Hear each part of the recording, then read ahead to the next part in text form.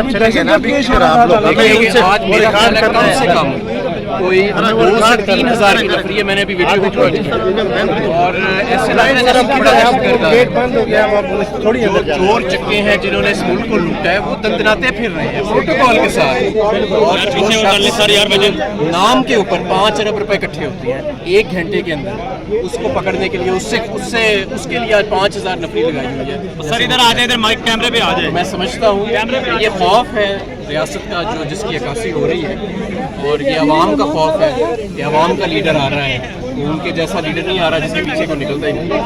Thank you.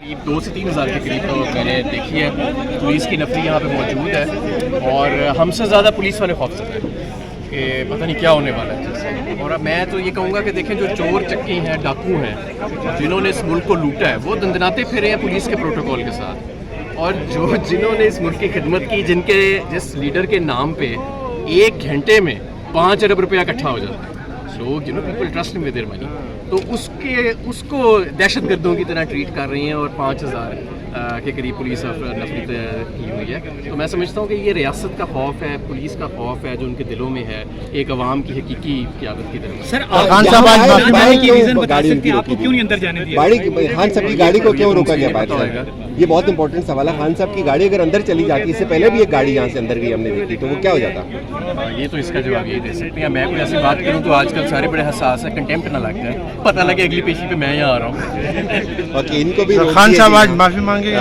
Khan साहब माफी मांगेंगे आज क्या? आपकी जब हुकूमत आए आप भी इनके साथ यही करेंगे? ये नहीं फिर हमें और इनमें कोई फर्क नहीं रह जाएगा, हम तो कानून की हुक्मरानी करेंगे और वही इनकी मौत है।